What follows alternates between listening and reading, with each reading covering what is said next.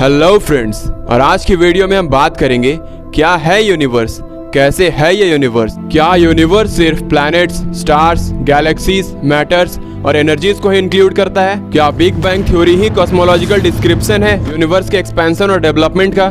क्या दिखेगा अगर हम यूनिवर्स के आखिरी शोर के पार देखें? क्या है यूनिवर्स के एक्सपेंशन के पीछे का राज?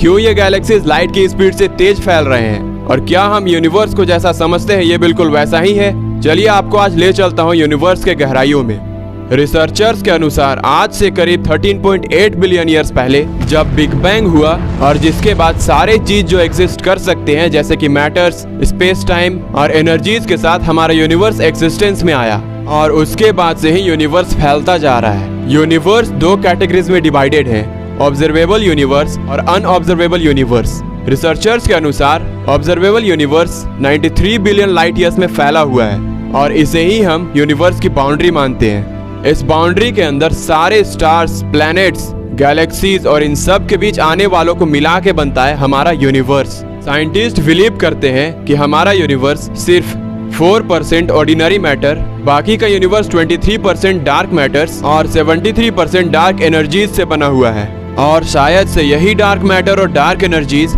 यूनिवर्स के एक्सपेंशन के पीछे का कारण है। लेकिन एक मिनट, ये गैलेक्सीज लाइट की स्पीड से तेज कैसे फैल रहे हैं? क्या ये आइंस्टाइन की थ्योरी को ब्रेक कर रहा है? तो जी नहीं। दरअसल यूनिवर्स के बीच जो खाली जगह है वो भले ही हमारे लिए जीरो लीव हो, लेकिन उसमें भी बहुत ही लार्ज अमाउंट में, लेकिन सूक्ष्म रूप में डार्क एनर्जी और डार्क मैटर मौजूद है। और ये डार्क एनर्जी ही है जो लाइट की स्पीड से ज्यादा तेजी से एक्सपैंड हो रहा है। ब्रह्मांड में कोई भी मैटर लाइट की स्पीड से ज्यादा तेज ट्रेवल नहीं कर सकता, लेकिन ये नियम खुद ब्रह्मांड में लागू नहीं होता, और जिसके वजह से सारे गैलेक्सीज ब्रह्मांड में लाइट की स्पीड से तेज ट्रैवल कर रहे हैं। लेकिन ये सब बात तो हो गई ऑब्जर्वेबल यूनिवर्स के बारे में, लेकिन ऑब्जर्वेबल यूनिवर्स के बाहर क्या है? क्या होगा अगर हम 93 बिलियन लाइट ईयर्स ट्रैवल करके ऑब्जर्वेबल यूनिवर्स के पार देखें? चलिए चलते हैं अनऑब्जर्व्ड यूनिवर्स के गहराइयों में।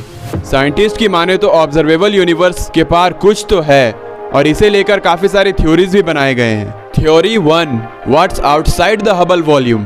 पहले आप ये जान लो कि हबल वॉल्यूम होता क्या है। हमारा observable universe 93 billion light years में फैला हुआ है, और इसी में आज तक ऑब्जर्व किए जाने वाले सारे चीज मौजूद हैं। इसी ऑब्जर्वेबल यूनिवर्स के दायरे को हबल वॉल्यूम कहते हैं। रिसर्चर्स का मानना है कि हमारे यूनिवर्स के हबल वॉल्यूम के बाहर भी billions and trillions of universes के हबल वॉल्यूम मौजूद हैं, और इन काउंटलेस यूनिवर्सेस में भी हमारे यूनिवर्स के तरह ही फिजिक्स के नियम काम कर रहे होंगे। यहाँ भी इंटेलिजेंट सभ्यताएं मौजूद होंगे, और उस सभ्यता के लोग भी शायद से ये जानने की कोशिश कर रहे होंगे कि उनके यूनिवर्स के बाहर क्या है। और इन्हीं सारे बबल लाइक यूनिवर्सेस को मिला के बनता है मल्टीवर्स या पैरेलल यूनिवर्स। और एक थ्योरी का मानना ये भी है कि बिग बैंग कुछ और नहीं बल्कि दो यूनिवर्सेस का टकराव ही है, क्योंकि कुछ नहीं से कैसे इतनी एनर्जी निकल सकती है कि पूरी की पूरी यूनिवर्स बना दे, तो जरूर दो यूनिवर्स का टकराव हुआ होगा।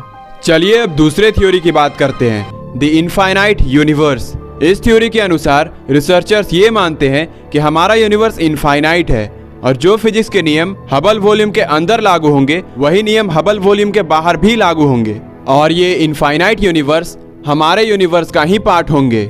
और क्योंकि हबल वॉल्यूम के बाहर की लाइट्स हम तक पहुंच नहीं पा रही है, ये सिर्फ एक थ्योरी है।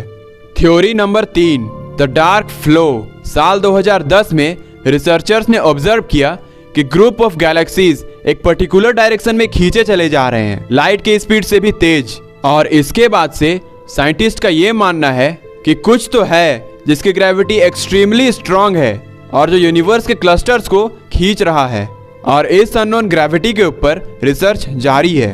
और लास्ट थ्योरी जो कि काफी इंटरेस्टिंग है, द ब्लैक होल थ्योरी। इस थ्योरी के अनुसार यूनिवर्स में जितने भी ब्लैक होल हैं वो एक नए यूनिवर्स को बनाते हैं, और हर एक यूनिवर्स के अलग अलग फिजिक्स के लॉज हैं। और जैसे कि हम नहीं जानते कि ब्लैक होल के अंदर क्या है, ये मिस्ट्री है, क्योंकि ब्लैक होल के इवेंट होराइजन के बाद कोई भी चीज एस्केप नहीं हो सकता। और ये थ्योरी कहता है कि ब्लैक होल के इसी इवेंट होराइजन के बाद एक नया यूनिवर्स होगा, एक अलग डायमेंशन में। सो यारो, ये सब एक थ्योरीज है, लेकिन ये जान पाना कि यूनिवर्स क्या है और कितना बड़ा है, ये कोई इंसानी खेल नहीं, और शायद से इंसान के लिए ये पॉसिबल भी नहीं है। ब्रह्मांड कितना बड़ा है आप इससे अंदाजा लगा सकते हो कि इंसान पूरी समंदर में सिर्फ एक ड्रॉप ऑफ वाटर को ही ऑब्जर्व, डिटेक्ट या देख पाया है, लेकिन पूरी समंदर रूपी ब्रह्मांड में क्या है और क्या हो रहा है ये किसी को नहीं पता। हम इस ब्रह्मांड के सामने कुछ भी नहीं। अगर धरती पर ब्रह्मांड से छोटा सा पत्थर भी आ गिरे तो पूरा का पूरा धरती का जीवन समाप्त हो जाएगा।